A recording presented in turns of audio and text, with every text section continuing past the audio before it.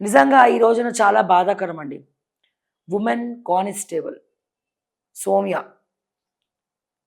దుండగుల్ని పట్టుకునేటువంటి క్రమంలో గంజాయి బ్యాచ్‌ని మీ అందరికి కూడా తెలుసు గంజాయి అనేది నిజామాబాద్‌లో అత్యధికంగా దొంగలు సరఫరా చేస్తూ ఉంటారు.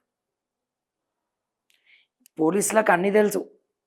సరే అది పక్కన పెడితే పాపం నిజంగా సిన్సియర్ పోలీస్ ఆఫీసర్ అధికారిని కానిస్టేబుల్ సౌమ్య ఈ గంజాయి మూకలకు బలైంది. తప్పించుకునే క్రమంలో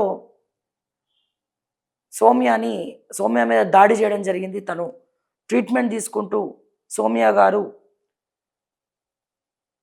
కాలం చేయడం జరిగింది. తన ఊపిరి శ్వాసను వదిలేయడం జరిగింది. ఈ దుండగులను మాత్రం ఊరికే వదిలిపెట్టదు. ఇట్లాంటి వాళ్ళని నడి రోడ్డు మీద ఎన్కౌంటర్ చేయాలి. తన డ్యూటీ తను చేసింది. ఇలాంటి పోలీస్ ఆఫీసర్లకు నిజంగా నా సెల్యూట్ అండి. కుటుంబ సభ్యులు ధైర్యంగా ఉండాలని మనస్ఫూర్తిగా కోరుకుంటా ఉన్నాము. అండ్ నిన్న అంత్యక్రియలో జరిగినాయి. సో సౌమ్య మృతదేహానికి నివాళి అర్పిస్తున్న మంత్రి జూపల్లి సౌమ్య కుటుంబానికి ₹1 కోటి ఎక్స్‌గ్రేషియా ఇవ్వడం జరిగింది. సర్వీస్ కాలానికి వేతనం సైతం చెల్లిస్తాం. ఆమె తమ్ముడికి సర్కారు ఉద్యోగం. మంత్రి జూపల్లి గాంధీ ఆసుపత్రిలో సౌమ్య మృతదేహానికి నివాళి. చాలా బాధాకరము. చాలా ఒక మహిళగా గర్వపడుతున్నా.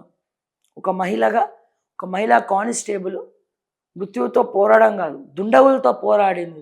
She a real heroine, not real heroine, real heroine.